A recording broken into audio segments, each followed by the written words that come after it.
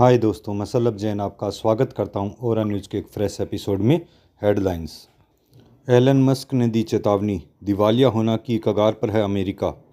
Elon Musk ने रच दिया इतिहास, दुनिया में मचा हल्ला, तोड़ दिया 3 साल पुराना रिकॉर्ड, बने दुनिया के सबसे अमीर आदमी। तीसरी खबर है, भारत के वोटिंग सिस्टम के फैन हुए एलन मस्क, बोले एक दिन में गिने 64 करोड़ वोट। अमेरिका को लेकर एक नई ताज़ा खबर आई है जिसमें सरकारी दक्षता विभाग की ओर से जताई गई है। ताज़ा रिपोर्ट्स में पता चला है कि अमेरिका सरकार की वित्तीय संकट वित्तीय वर्ष में 2023 में 72 हो गया है, जिसमें 6.16 ट्रिलियन डॉलर तक पहुंच गया है, जबकि राजस्व 4.46 ट्रिलियन डॉलर ही है, जिसके परिणाम स्वरूप घाटा बढ़ गया है।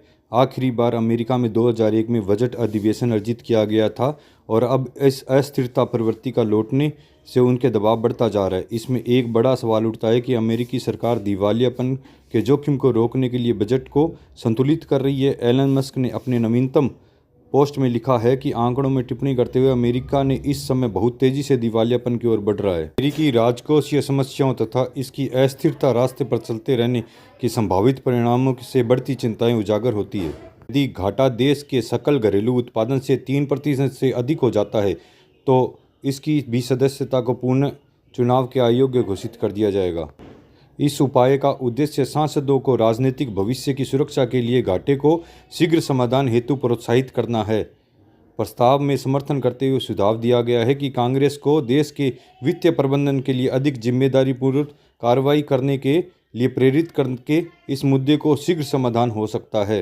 यूजर ने लिखा है कि इस समय मुझे नहीं लगता कि कनाडा और अमेरिका की तरह दिवालियापन के बाहर निकल सकते हैं, लेकिन हम एक अग्रणी प्रशासन के साथ शुरुआत कर सकते हैं जो वास्तव में जानता है कि वर्तमान अर्थव्यवस्था में मौद्रिक प्रणाली के साथ में क्या कर रहे हैं, जो उभरने वाली है। एक अन्य यूजर्स ने कहा, जो लोग बजट बनाते हैं और जिनके पास हैं वे कभी पीछे नहीं हटते। कोविड आपातकालीन व्यय स्तर असामान्य हो गया, भले ही राजस्व अतिरिक्त व्यय को कवर करने के लिए नहीं बढ़ा है। एक तीसरी यूजर ने लिखा है कि सरकार का बजट घाटा निजी क्षेत्र का व्यवसाय अधिवेश है। सरकारी इसलिए दिवालिया नहीं हो जाती क्योंकि वह बजट घाटा चलाती हैं। अर्थव्यवस्था को बढ़ाने के लिए या तो सरकार को घाटा चलाना चाहिए या बैंकों को ऋण देकर हवा से पैसे बनाने चाहिए। बजट घाटा आर्थिक विकास के लिए आवश्यक मांग उत्पन्न करने का एक नया तरीका है। विपरीत, बैंकों द्वारा ऋण विस्तार वास्तव में वित्तीय स्थिरता के लिए अधिक खतरनाक है। दूसरी खबर में, एलन मस्क ने रच दिया इतिहास, दुनिया में मचा हल्ला, तोड़ दिया 3 साल पुराना रिकॉर्ड। एलन मस्क की कुल नेट वर्थ 348 अरब डॉलर पहुंच गई है।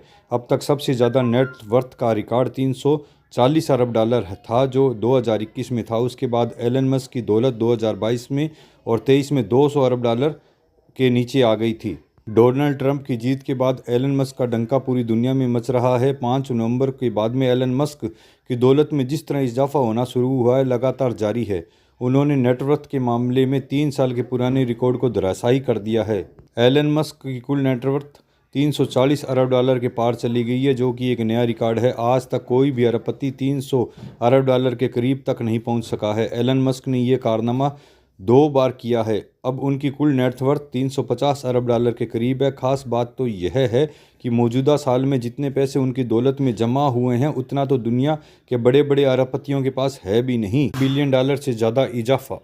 शुक्रवार को टैक्स ला के शेयरों में तेजी की वजह से एलन मस्क की कुल नेटवर्थ में 9.2 अरब डॉलर का इजाफा देखने को मिला है। खास बात यह है कि मौजूदा साल में दुनिया के सबसे अमीर आदमी कारोबारी की कुल नेटवर्थ 119 अरब डॉलर की तेजी देखने को मिली है।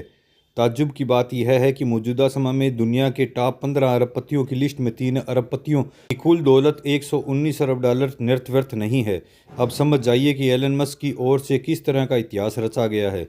वहीं दूसरे पायदान पर मौजूद बेजोफ की कुल नेटवर्थ 219 अरब डॉलर है। इसका मतलब है कि दोनों अरबपतियों की कुल दौलत में अंतर 30 मिलियन डॉलर हो गया है।